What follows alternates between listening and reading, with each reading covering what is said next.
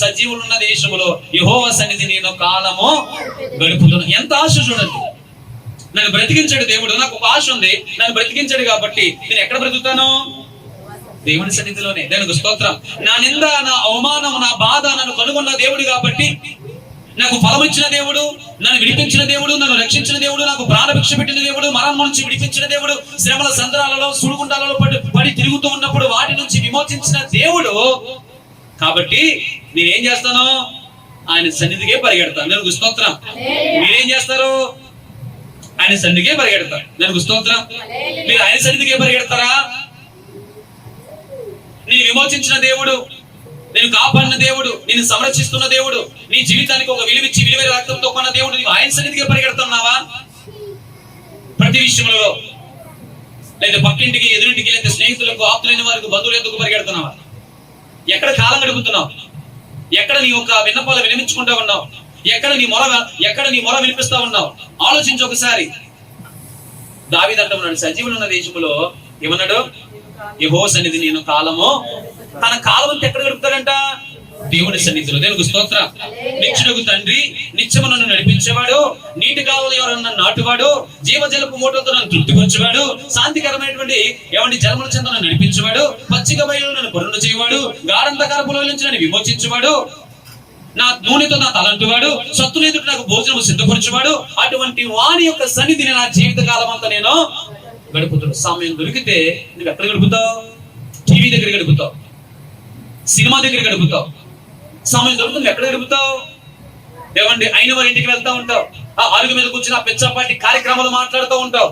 నేను విమోచించిన దేవుడు, నీకు బ్రతుకునిచ్చిన దేవుడు, నేను బ్రతికించిన దేవుడు, నీకు స్వస్థత ఇచ్చిన దేవుడు, నీకు కుటుంబాన్ని ఇచ్చిన దేవుడు, నీకు బిడ్డలు ఇచ్చిన దేవుడు, నేను ఆదరించేవాడు, ఆదుకుంటున్నవాడు, అనుక్షణము కంటి కనుపాపలే కాచి కాపాడుతున్నవాడి యొక్క దివ్యమైన సన్నిధిని గడపాలనే ఆలోచన నీకు లేదు. కానీ దావీదు ఆలోచన ఏంటి? సజీవులున్న దేశంలో యెహోవా సన్నిధి నేను కాలము. నా కాలము అనగా సమయం ఎక్కడ గడుపుతాడంట? ఎక్కడ గడుపుతాడండి?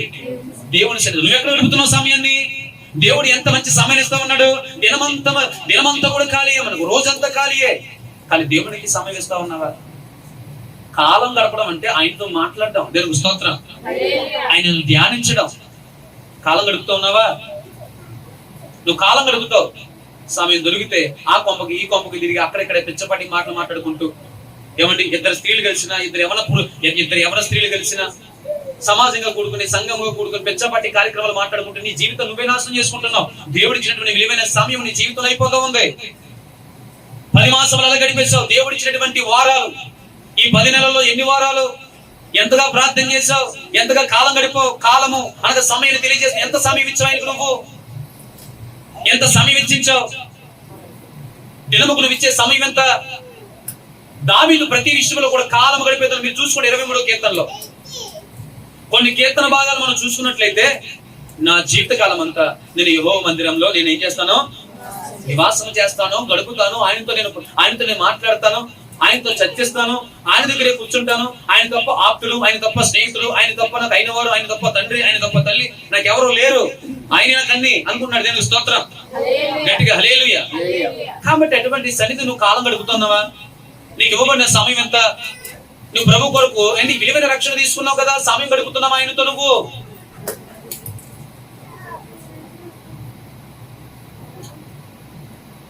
నేను తిరిగే మాట్లాడుతున్నానా? తిరిగి మాట్లాడుతాను కదండి. నేను అరబిక్ లాంగ్వేజ్, హిబ్రూ లాంగ్వేజ్ మాట్లాడలేదు కదా. మరి అంత దినంగా మొక్కలేటి దేవునికి స్తోత్రం. గట్టిగా హల్లెలూయా. దావీదు ఎందుకు తెలుసు అంత గొప్పవాడేడు? ప్రతి క్షణము కూడా ప్రభువుతో గడపడానికి ఇష్టపడ్డాడు. దేవునికి స్తోత్రం. దేవుడితో ఉన్నటువంటి అటాచ్మెంట్, ఆ సహవాసం, ఆ సన్నిహిత్యం, ఆ అన్యోన్యత నీకుందా? 10 మాసములు ఎలా పడితే గడిపేస్తావు. భయం లేదు, భక్తి లేదు, వినయం లేదు, విధేయత లేదు, శ్రద్ధ లేదు. బ్రతికేసావు అంతే. ఏదో రకంగా 11 మాసంలో ధైర్యం గడుగు పెట్టేస్తావు. రేపు దినం నీదనుకుంటున్నావా? నువ్వు గ్యారంటీ ఉందని లైఫ్కి? అంత గ్యారంటీ లేదు కాబట్టి నా బ్రతుకు ఎటువంటిదో తెలుసా? చెట్టు చాయ్ వంటిది ప్రభు, గడ్డి పువ్వు వంటిది ప్రభు, వాస పుష్పం వంటిది నా జీవితం, ఎందుకు పనికిరాని నా జీవితం, నీటి బుడగ వంటిది ప్రభు.